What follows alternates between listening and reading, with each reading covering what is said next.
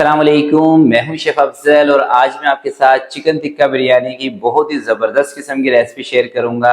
और ये दोस्तों रेसिपी इतनी मज़े की है ना, यकीन करें एक मरतबा अगर आपने मेरी इस रेसिपी को सही तरह से फॉलो करके बना लिया ना, यानी कि इसके अंदर जो चीज़ें मैं आपको बता रहा हूँ, जितने मसाले आपको बताऊँगा, जितना चिकन आपको बताऊँगा, उसी हिसाब से अगर आपने ये रेसिपी ली, इसको बनाया तो आपका दिल खुश हो जाएगा। इतनी ज़बरदस्त किस्म की रेसिपी है, ज़रूर ट्राई कीजिएगा। मुझे यकीन है आप जब भी ये रेसिपी बनाएंगे आपको बहुत ही मज़ा आने वाला है। और दोस्तों, आपने जब भी ये रेसिपी बनानी है, एक रिक्वेस्ट मेरी आपके साथ होगी कि इसी वीडियो के नीचे आपने कमेंट्स बॉक्स में अपनी राय का इजहार ज़रूर करना है कि आपकी ये टिक्का बिरयानी किस तरह की बनी है। तो रेसिपी बहुत ही शानदार, बहुत ही ज़बरदस्त है।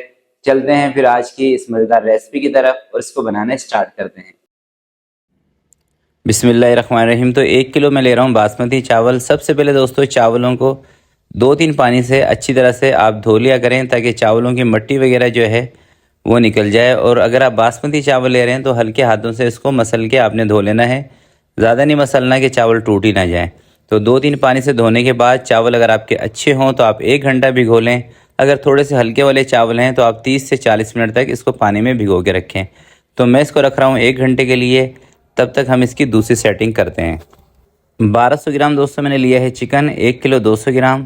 सबसे पहले इसके अंदर मैं शामिल कर रहा हूँ 1 बड़ा चम्मच कश्मीरी लाल मिर्च का, 1 बड़ा चम्मच जो नॉर्मल लाल मिर्च का पाउडर होता है वो, 1 बड़ा चम्मच इसके अंदर मैं ज़ीरा पाउडर का शामिल कर रहा हूँ, और 1.5 चम्मच इसके अंदर मैं धनिया कूटा हुआ शामिल कर रहा हूँ, हल्का सा दरदरा सा है धनिया। और आधा चम्मच हल्दी पाउडर का इसमें शामिल कर रहा हूँ।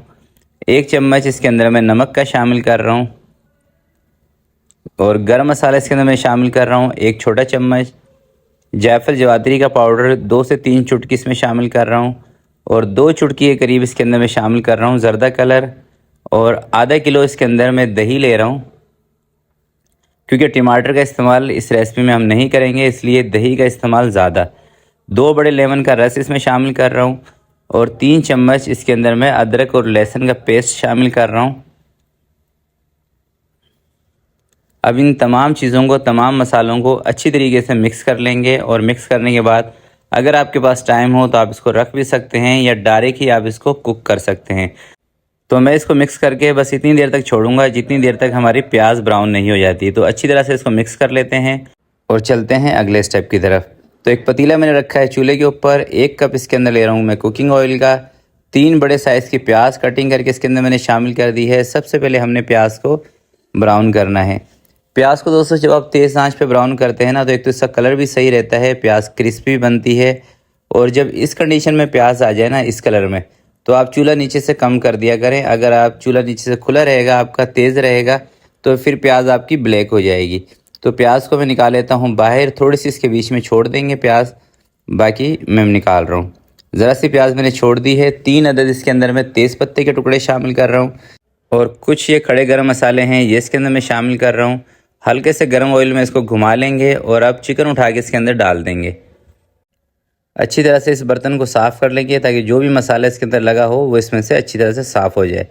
अब इसको हमने एक उबाल दिला लेना है, मगर उससे पहले दोस्तों इसके अंदर हमने आलू बखारे भी शामिल करने हैं, क्योंकि आलू बखारे ख़ासकर कराची के अंदर जो बिरयानी बनती है उसकी जान होते हैं। इसके बगैर कराची की बिरयानी का टेस्ट ही आपको नहीं आएगा।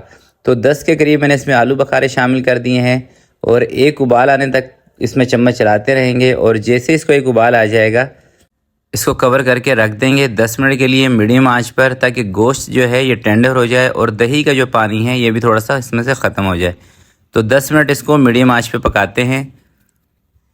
10 मिनट के बाद दोस्तों कवर को हटाएंगे, और ये देखें 10 मिनट तक वैसे चिकन गल ही जाता है 8 से 10 मिनट के अंदर। अब इसके अंदर थोड़ा सा पानी भी है जो कि हमें चाहिए था, दही का पानी है। अब क्या करना है, गोश्त को हमने साइड पे कर लेना है। सारे गोश्त को बीच में से जगह बनानी है, वो क्यों बनानी है ये भी मैं आपको बता दूंगा। सबसे पहले इसके अंदर मैं केवड़ा वाटर शामिल कर रहा हूँ।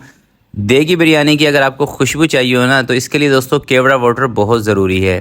3 चम्मच के करीब इसके अंदर मैं केवड़ा वाटर के शामिल कर रहा हूँ।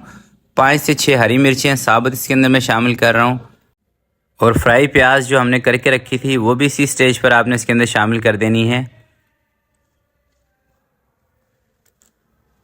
थोड़ा सा धनिया, थोड़ा सा पुदीना इसके अंदर शामिल कर दें, और साइड पे दोस्तों मैंने रखा हुआ है एक कोयला चूल्हे के ऊपर। अब उस कोयले से हमने इसको दम भी देना है। चूल्हा मैंने इसका बंद कर दिया है।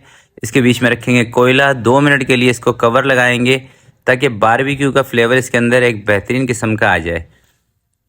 2 से 3 मिनट के बाद कवर को हटा देंगे और कवर हटा के कोयले को आपने बाहर निकालना है। और ये कोरमा हमारा तैयार हो चुका है। तो इसके अंदर से मैं थोड़ा सा ऐसा कर रहा हूँ कि ग्रेवी इसमें से निकाल रहा हूँ। ये ग्रेवी हमें बाद में चाहिए होगी, इसका मैं क्या करूँगा आगे चल के आपको बता दूँगा।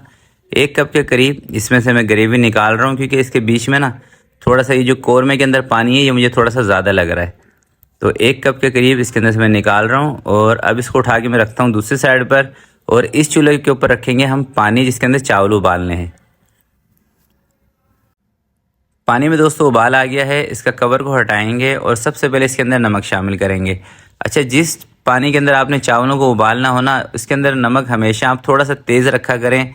जब आपके पानी में दोस्तों नमक तेज़ होगा ना, तो कभी भी आपकी बिरयानी के अंदर नमक कम नहीं रहेगा। 2 चम्मच इसके अंदर मैं सिरके के शामिल कर रहा हूँ, क्योंकि चावल है हमारे बासमती, आपस में चिपके ना, इसलिए। अगर आप सेला चावल की बिरयानी बना रहे हैं फिर आपने इसके अंदर सिरके को स्किप कर देना है। नमक को अच्छी तरह से इसमें हल कर लेंगे और चावल उठा के इसके अंदर डाल देंगे। चावल जैसे ही आप पानी में डाल देंगे, आंच को नीचे आपने तेज़ कर देना है और इसके ऊपर लगा देना है आपने कवर, ताकि फ़ौरन से ही इसमें उबाल आ जाए। जितनी जल्दी उबाल आएगा उतने ही आपका फ़ायदा है। तो मैं इसके ऊपर लगा रहा हूँ कवर। 2 मिनट के लिए उबाल आने तक का इसका इंतज़ार करेंगे। जैसे ही दोस्तों चावलों में उबाल आ जाएगा, कवर आपने हटा देना है। आराम आराम से इसमें चम्मच चलाना है। और ये देखें, ये चावल है हमारे बासमती, तो इनको हमने 60 से 70% तक गलाना है सारे चावलों को। उसकी वजह यह है कि हमने कोरमे के अंदर भी थोड़ा सा पानी छोड़ा था, जो कि आपको मैंने दिखा भी दिया था। तो 60 से 70% तक जब आपको लगे कि चावल आपके सेट हो गए हैं, गल गए हैं, मैं आपको आसान अल्फाज में समझा रहा हूँ। वैसे कैटरिंग की ज़ुबान में इसको 2 कनी 3 कनी कहा जाता है, मगर मैं आपको परसेंटेज के हिसाब से समझा रहा हूँ ताकि आपको समझने में आसानी रहे। तो चावलों को अब चूल्हे से नीचे उतार देंगे और कोरमे को दोस्तों चूल्हे के ऊपर रख दिया है। अब चूल्हा मैंने इसका जला दिया है और चावल उठा के इसके अंदर डाल दिए हैं। जब आपने चावल डाल देने हैं तो आंच को आपने इसके नीचे तेज़ कर देना है, जैसे अभी मैंने इसके नीचे आंच को तेज़ किया हुआ है। जो हमने थोड़ा सा इसमें से ग्रेवी निकाली थी, ये उठा के इसके ऊपर डाल दें, ताकि ऊपर भी चावलों के फ्लेवर अच्छी तरह आ जाए, नीचे भी अच्छी तरह आ जाए। क्योंकि इस रेसिपी के अंदर हमने सारे चावल एक ही तरह के बॉयल किए हैं, यानी 60 से 70% तक। क्योंकि दोस्तों जो नीचे वाले चावल है ना, उनको तो जो नीचे कोरमे में पानी है वो गला देगा। जो ऊपर चावल रह जाएंगे उन चावलों को, ये जो मैंने ग्रेवी इसके ऊपर अप्लाई की है ना, इन ग्रेवी के पानी की वजह से ये चावल सॉफ्ट हो जाएंगे और गल जाएंगे। थोड़ा सा इसके ऊपर मैंने कुकिंग ऑयल अप्लाई कर दिया है। आँच हमारी तेज़ है इसके नीचे। जब अच्छी तरह से आपको लगे कि इसके अंदर स्टीम बन गई है और नीचे जो पानी था उसमें अच्छी तरह से उबाल आ गया है, फिर आपने इसको दम पे लगाना है। उससे पहले दम पे नहीं लगाना, तब तक आप 2 मिनट 3 मिनट इसके नीचे आंच को तेज़ी रखेंगे। तो दम के टाइम पे दोस्तों तवा आप लाजमी रखा करें, इससे पतीली ना नीचे से जलती नहीं है, बिरयानी लगती नहीं है। और तवा रखने के बाद भी आपने 1 मिनट तक आंच को तेज़ रखना है ताकि तवा गर्म हो जाए। 10 मिनट के लिए दोस्तों आपने इसको दम पे लगाना है, क्योंकि ये चावल हैं बासमती। 10 से 12 मिनट बस आप इसको दम पे लगाएं, इससे ज़्यादा आपने टाइम इसको नहीं देना, वरना चावल आपके सुकड़ जाएंगे। तो मैं भी इसको 10 मिनट के लिए रख रहा हूँ दम पे। उसके बाद आपको दिखाता हूँ इसका फाइनल लुक। पूरे 10 मिनट के बाद दोस्तों मैं कवर हटा रहा हूँ और यकीन करें खुशबू इतनी ज़बरदस्त इसके अंदर से आ रही है ना, बल्कि खुशबू तो इसमें से जब से ही आ रही है, जब से मैं इसका जब कोरमा बना रहा था जब से ही। तो बहुत ही ज़बरदस्त खुशबू और बहुत ही ज़बरदस्त टेस्ट वाली ये रेसिपी है। और इंशाल्लाह मुझे यकीन है कि आप जब भी ये रेसिपी ट्राई करेंगे आपका दिल खुश होने वाला है ये बनाकर। तो एक मरतबा ये रेसिपी ज़रूर ट्राई कीजिएगा। और इसी वीडियो के नीचे दोस्तों आपने अपना फ़ीडबैक देना है कि आपकी बिरयानी कैसी बनी है। तो माशाल्लाह से बहुत ही ज़बरदस्त खुशबू वाली एक एक दाना खिला हुआ बेहतरीन किस्म की बिरयानी हमारी तैयार हो चुकी है। तो आज की वीडियो के लिए दोस्तों इतना ही। आपसे मिलते हैं किसी नेक्स्ट वीडियो में। तब तक के लिए मुझे दीजिएगा इजाज़त। अपना बहुत सारा ख्याल रखिएगा, अपने वालिदैन का ख्याल रखिएगा। अल्लाह हाफिज़।